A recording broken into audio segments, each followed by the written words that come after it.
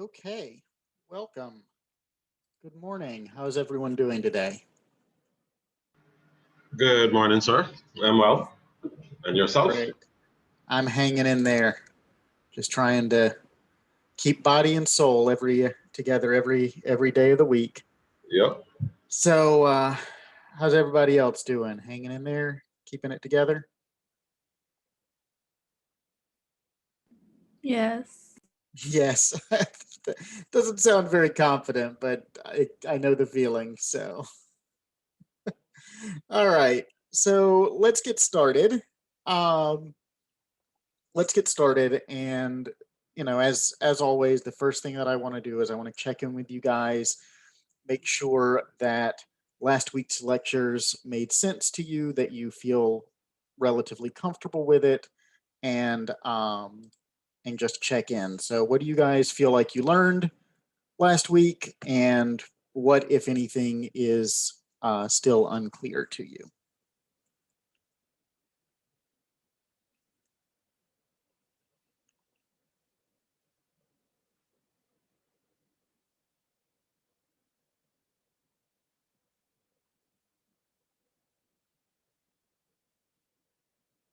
To be quite honest, sir, I still have some aspects of the reading to complete, so I wouldn't want to respond to your comment. I know I still have to go through some of the material and that. So, Okay. yeah. Anybody else? Well, I understand the content, but I really enjoyed our discussion about the American case. I'm sorry, I can't remember the name, and how the judge's assessment of remoteness is kind of different from the Commonwealth perspective. Mhm. Yeah. So, and one of the things that I think is really interesting about Paul's graph is the case in question, right? Is that Justice Andrews' dissent, right? The dissenting opinion is basically the Commonwealth position on remoteness, right? This is more or less the approach to remoteness that most Commonwealth cases take. Okay. I do think Justice Andrews's analysis is very clear. And so if you don't feel like you have a grip on the concept of foreseeable harm as it is expressed in the Commonwealth cases, I think that Justice Andrews' analysis can be of benefit to you for that. But yeah, Justice Cardozo just goes off in this completely different direction, and about half of American states follow that direction, and those are the only common law jurisdictions that do it. So, clearly this logic is not as persuasive as perhaps Justice Cardozo thought it was. And why that is really interesting to me, right? Why that logic doesn't carry the day in so many places, I think is a really interesting question. So, so what else did you guys take away from last week's lectures?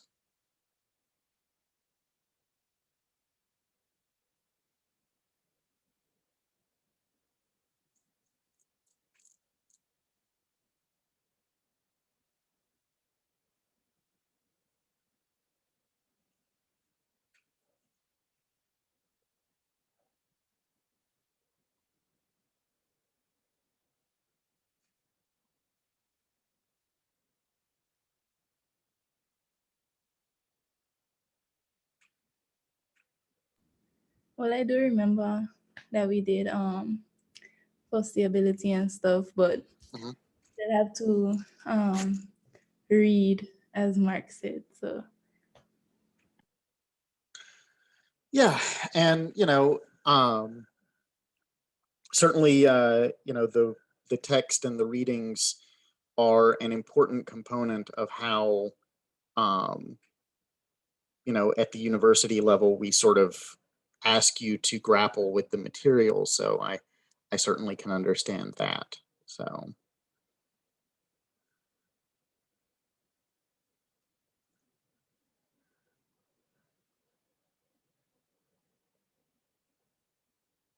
The interesting issue to me with the two tests of causation, that is the before and the remoteness test, is unlike criminal law, and I'm sorry to make reference to criminal law here, but you know, the order of application, I think, is interesting. And I noticed that you mentioned in your notes that it was, you know, when you were in our shoes as a law student, you grapple with the concept. But the order of application in terms of, it would appear as if you first determine that, but for the negligence of the defendant, that the damage or harm would not have occurred, and then you seem to apply the principle of whether or not there was a degree of remoteness, you know. Yeah. And I'm just wondering whether there's not an argument for applying that in the other order, so to speak. Well, it seems to me that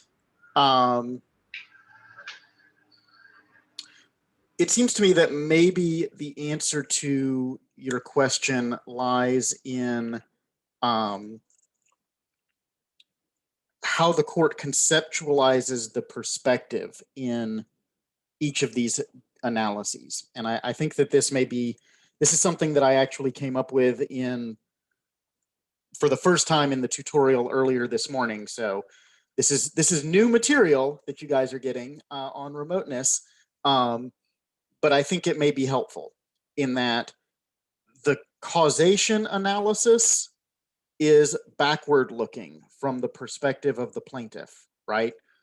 Do we see the relationship between the negligent act and the harm done, right? So does the plaintiff's perspective afford us a chain of events that ties back to the negligent act? But the remoteness analysis is forward-looking from the perspective of the defendant at the point that they are negligent. And so the question is the harm that was done foreseeable at the time of the defendant's negligence?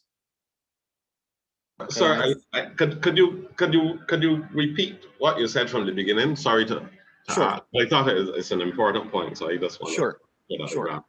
Sure. So the causation analysis, the but-for analysis, is backward looking from the plaintiff's perspective. Okay, so what we're interested in is, so to draw on the Paulsgraf facts, because I think it's a really good set of facts for this, right? Mrs. Paulsgraf has these scales get knocked off the wall and land on her head. Why were they knocked off the wall? They were knocked off the wall because of the shock wave from the fireworks exploding. Why did the fireworks explode? Because they were dropped onto the train tracks. Why were they dropped onto the train tracks? Because the railway guard was negligently pulling the passenger onto the train. Okay, so we can see how each event is the effect of a cause, and the cause begins with the defendant's negligence, right? So that's the backward-looking but-for perspective. Understood. Remoteness asks, okay, so we have this railway guard who's pulling this passenger onto the train, and assume that, he recognizes that there's a risk that the passenger drops an exploding parcel, right? Where that has to do with whether there's a breach of the duty of care. It doesn't have to do with the remoteness. So assume that he recognizes that risk and pulls the guy on anyway. Was it foreseeable at the point that he pulls the passenger onto the train that Mrs. Paulsgraf standing, several meters away would be injured by something falling off the wall onto her head. Okay, and Justice Andrews says, look, we don't have to specifically ask the question of whether the harm done to Mrs. Palsgraf under these facts is foreseeable. All we have to do is ask the question of, was the idea that someone would be harmed by this foreseeable? Okay. And that I think is, if you think about it, it's very similar to the question, to the broad construction of the third remoteness question, right? Is the type of harm a foreseeable type of harm, where we're asking, is it harm to the person, harm to property, economic harm, right? So that is very much what Justice Andrews is doing, and Justice Cardozo is saying, well, no, right? Even if the railway guard foresaw the possibility of harm, it would have been foreseeable, like in this bubble around him and the passenger and maybe the train car, right? It would not have been foreseeable way down at the other end of the platform. So does it make sense now, the difference between the but-for analysis and the remoteness analysis? It is clearer, for sure. Good, Yes. good. Okay, so what other questions do you guys have about remoteness before we get into this week's activity?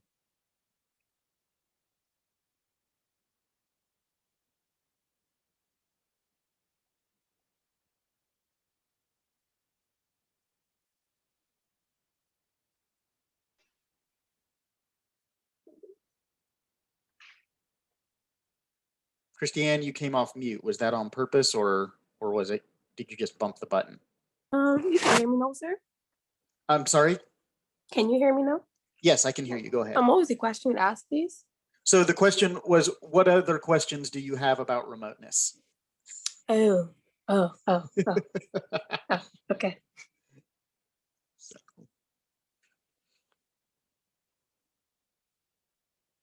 Okay, nothing else? All right, so let's move on to today's activity, which, if you have not gone on to e-learning to check it, let me put it in the chat for you.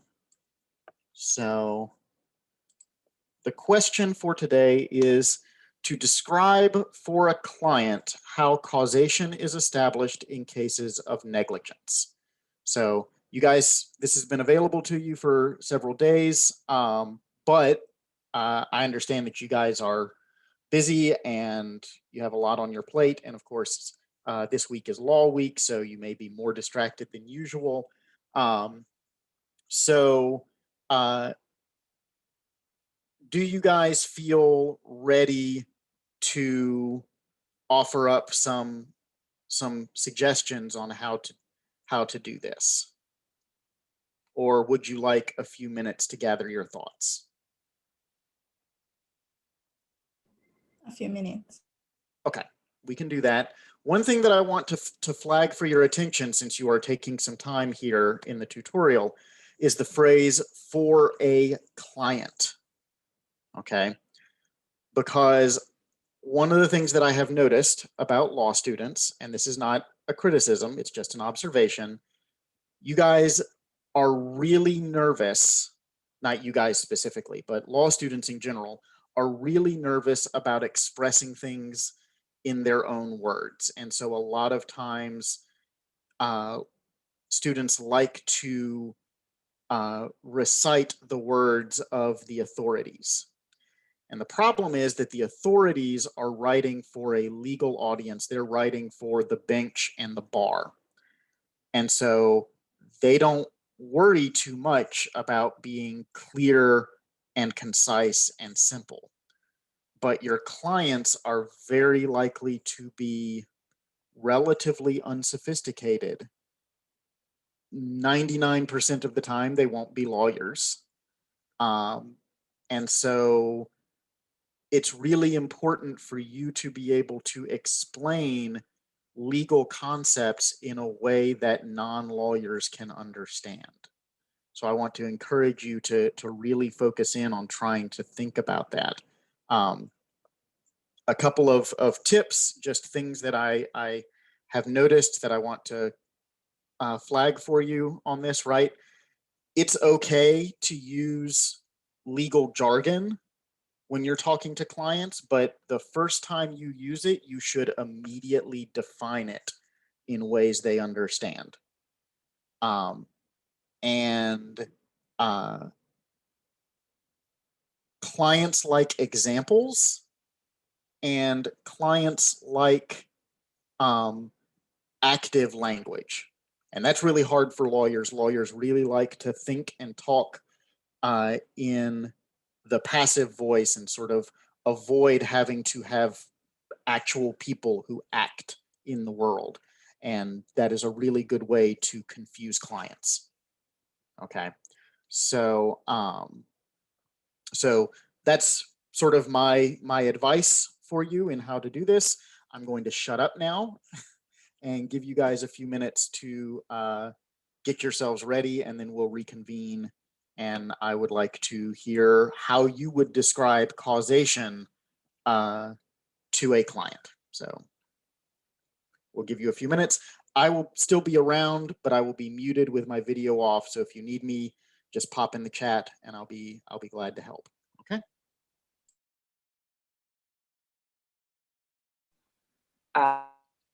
Prove is whether or not you had a duty of care to this victim. And what duty of care means in the most layman's terms is that you have a job to act or refrain from doing a certain act that would harm or injure the victim.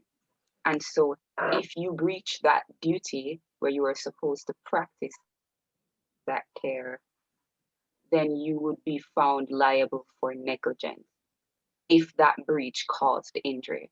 And seeing that you have been, a claim has been brought against you, then you'd have to prove that you either did not have a duty of care, you did not breach that duty of care, or that breach did not cause injury or harm to the claimant or plaintiff. And then after establishing that, in order to establish that, you have to assess causation. And it simply means whether or not the defendant's actions, your actions, would have caused this harm to the plaintiff. And we can assess this by using a but-for test. And it simply means that, but for your actions, had you not acted when and how you did, the consequences, the damage or injury would not have arise when and how it did. And another thing that you can use in limiting your liability would be a test of remoteness. And what remoteness does is it assesses the foreseeability of this injury. And this means that you are able to assess whether or not a reasonable man, meaning anybody else who had sat back and observed this happening, would they have foreseen this consequence? Would they have predicted this result? And in applying the foreseeability test, you can determine whether or not that harm or loss was reasonably foreseeable. Do I need to go in more detail, or was that? So I have good news and I have bad news, Danielle. The good news is that I think you've very nicely captured, among many other things, the integrated nature of this body of law, right? The way in which these concepts are not siloed and separated, but rather are interwoven together. I think you've done a very nice job with that. The bad news is, boy, you talk exactly like I do. When I was in practice, my business partner literally did not allow me to interact with our clients because I was so so lawyerly with them that they felt like that it didn't make any sense. And I think that that, you know, it's exactly what Keandre says in the chat, right? What seems simple to you guys at this stage of your development as lawyers is not necessarily simple and clear to clients who've never dealt with the legal system. In a similar fashion, right? What's simple and clear to me now with, you know, over a decade of experience in the law is not necessarily going to be simple and clear to you guys who are just starting out. You know, as an example, right? I was rereading the Palsgraf judgment last week as I prepared to lecture on it. And I just sat there and went, wow, this is really simple and straightforward. I remember it being a lot harder. And it was a lot harder in 2006 when I was reading it as a first-year law student, because I didn't have the benefit of 15 years of grappling with this kind of language, you know. And even where you guys are with, you know, less than a year of this under your belt, maybe an extra year or two if you did Cape Law, you know, that's a very different setting for yourself than what your clients might be in who've never thought to deal with this. So I really want to encourage you to just think about simplifying, think about making this concrete even, right? Talk about examples.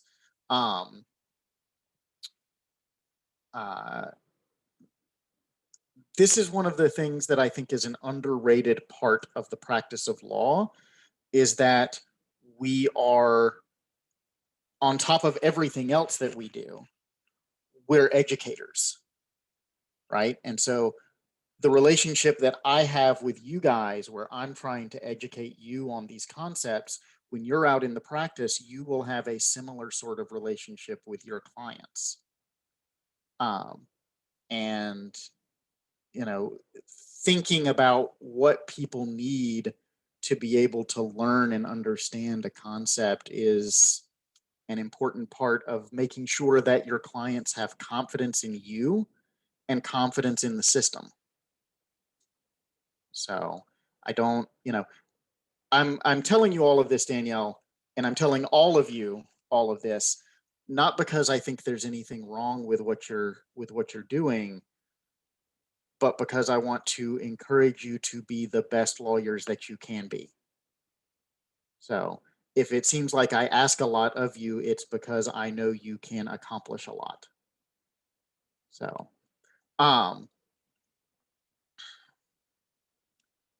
with that sort of, you know, digression into sentimentality, who would like to go next?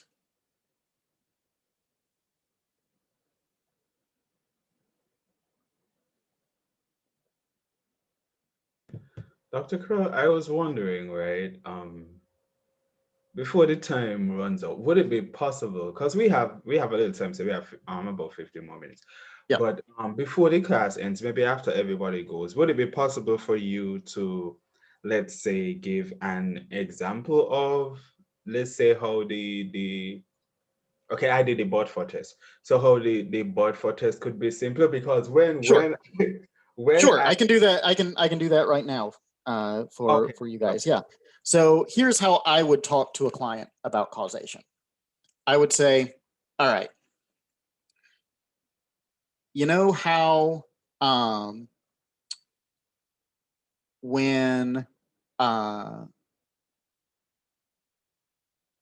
when you go into a baseball game, and maybe that's not a great example for you guys, but you go to a sporting event of some sort, and something happens on the field, right? Cricket around here. I know nothing about cricket, so do not ask me anything about cricket.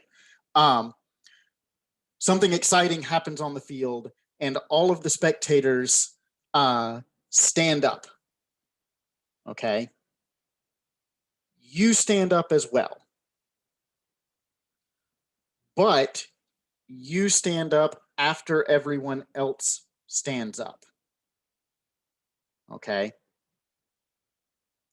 Why did you stand up? You stood up because you can't see the field anymore. And you have to stand up to be able to see over the folks in front of you. So you stood up because they stood up. And why did they stand up? They stood up because something exciting has happened on the field and they're standing up to cheer, right? And so the but-for cause of me getting out of my chair, of you getting out of your chair, is whatever it is that happened out on the field.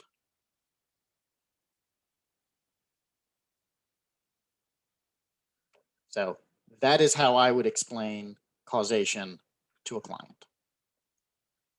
So in that case, I think what I get is that the but for cause for them would be the action on the field. But the but for cause for me would be them standing, because then they would be blocking me from seeing on the field, right? So that gets into whether you feel the need to explain the doctrine of intervening cause to your client. Okay, so if the story that the client has told to you suggests that there might be an intervening cause issue, then yes, you would want to say, okay, there are two different causes here, and my standing up is not caused by the original event, but rather by this second thing that happens in between them. If you don't see an intervening cause issue, then maybe it's appropriate to just say, look, we can trace the chain of causation back. And the ultimate cause, the ultimate but-for cause of me getting out of my seat is this thing that happened on the field, whatever it is. So does that answer your question, Yeah, Keandre? yes, it does. Yes, it does. Great. Okay. What other questions do you guys have? Does anyone else So want my to? question is, Yeah, sorry. go ahead. Okay, well, for the exam, you know how we typically do get client scenarios. So they'll give us a scenario and say, you're so-and-so's client, explain to them the extent of your liability. Would you like us to express our answers in that similar fashion, or to revert back to like a legalistic approach? I think that if you are being asked to, I think you have to focus on what's the call of the question. Okay. So if you are being asked to explain something for a client or for someone who is not terribly sophisticated, I think that it would behoove you to express yourself in a more concrete and clear way. If you are being asked to advise a sophisticated client, so for example, in my property class last semester, one of the questions that students were tasked with involved advising a bank. Well, a bank is a very sophisticated client. You can sort of approach this from a much more legalistic viewpoint. And then there may be questions where you're not being asked to, where you're being asked to, render a judgment or advise chambers on something, and those would of course also be written at a very high level of abstraction. So I think you really have to focus on what's the call of the question, and if the question is asking you to take an approach where this would be appropriate, then you should do so. And by the way, we are going to talk about assessment tomorrow in the lecture. So we have gotten approval for that. But I don't want to repeat myself 7 times. So we're going to do it in the lecture tomorrow.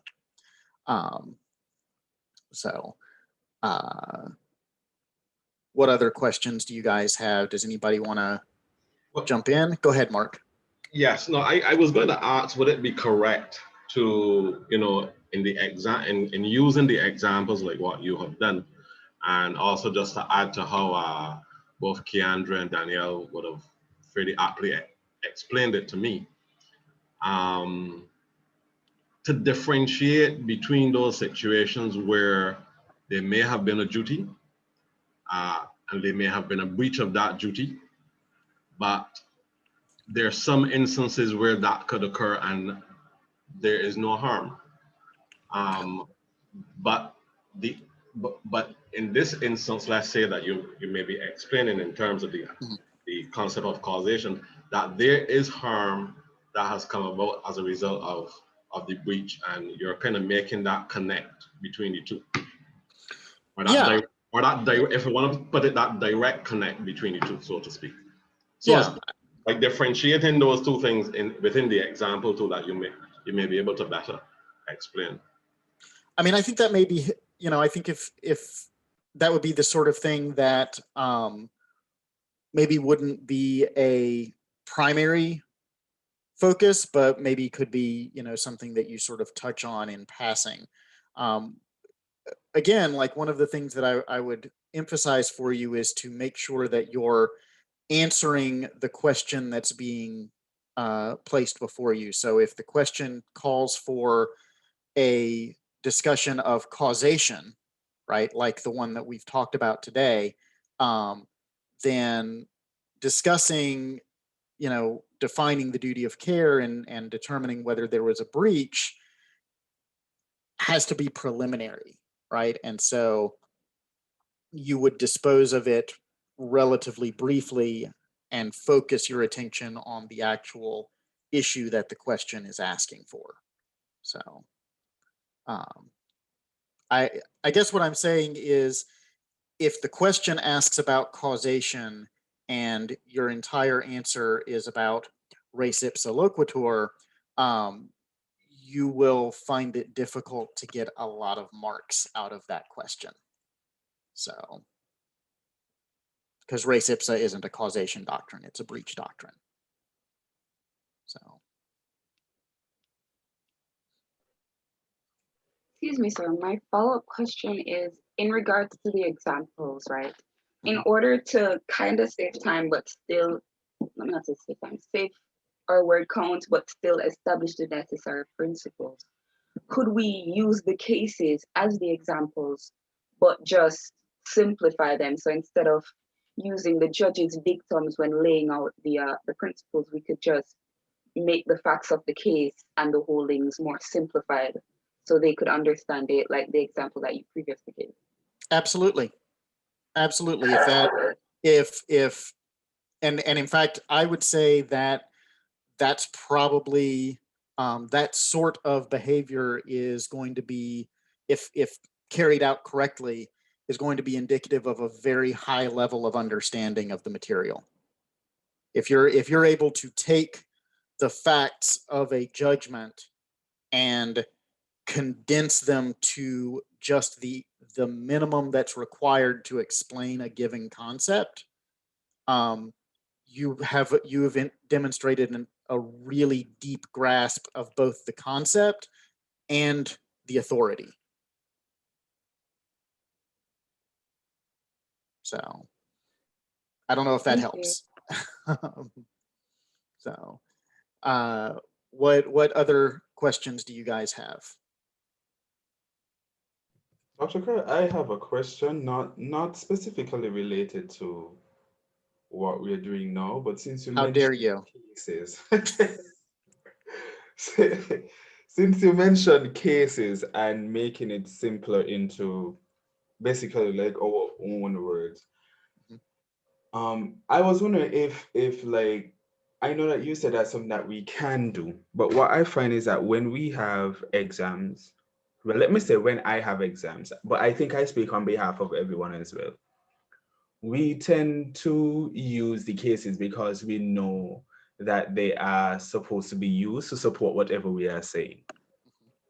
No, I think one of the problems that I ran into, and probably others too, is that we know what we need to discuss.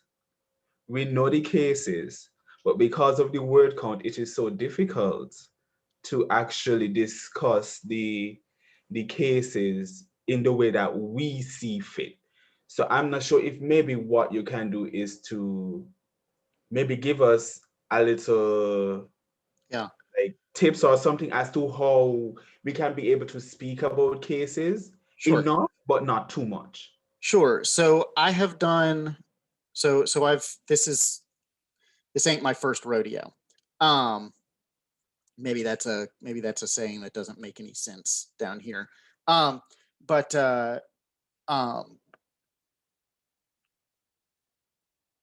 I have certainly taken exams that had pretty strict caps, right?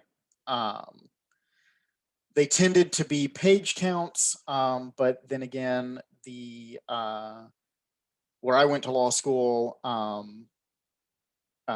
exams were pretty tightly locked down, so we had to use the lockdown software that I just flat refuse to make use of. But we had to use it, and so everything, page counts made sense in a way that they don't if you're giving students the ability to control formatting. So one of the things that I did, and I did this in several classes, if your exam is open book, open note, like the one in this class will be, like many of my colleagues are doing in some way, shape, or form.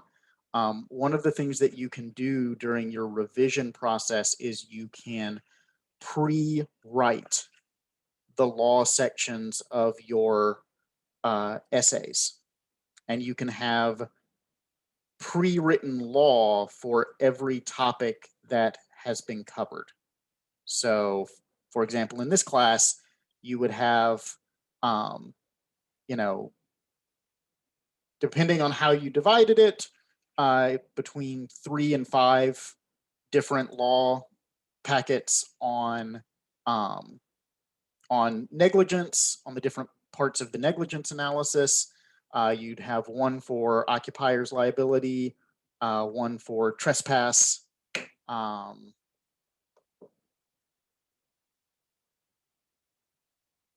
And I think that's all nuisance, occupier's liability, nuisance, and trespass against the person. So, so you'd have, law essays that were written to just give you the law sections for each of those topics. And you would have done the work beforehand to edit and condense and get it to a manageable length, right? So maybe that's, 500 words, maybe it's 1,000 words, maybe it's, depending on what you've been told to expect in terms of word caps. And then you just, when the exam comes in, you go, oh, this question calls for, this issue, this issue, and this issue. Here's three, here's those 3 packets, and I type it in, and then all I have to do is apply, is the application, right? So I did this when I was in law school. I did it in 3 classes, and I booked all 3 of those classes. And booked is just a term that means I won an award for the best exam. And other than those 3 classes, I didn't book a single class. So that is sort of the best advice that I have for how you can set yourself up to succeed on the exams, is to pre-write the law sections of all your essays, just for anything that could possibly come up. Okay, so I hope this is helpful. I hope that this is helpful to more than just Keandre. We are out of time. I really appreciate you guys working on this. If you would like to send me what you came up with for your for how you would explain to a client causation, I will be happy to do what I did last week and sort of bounce some quick comments back to you.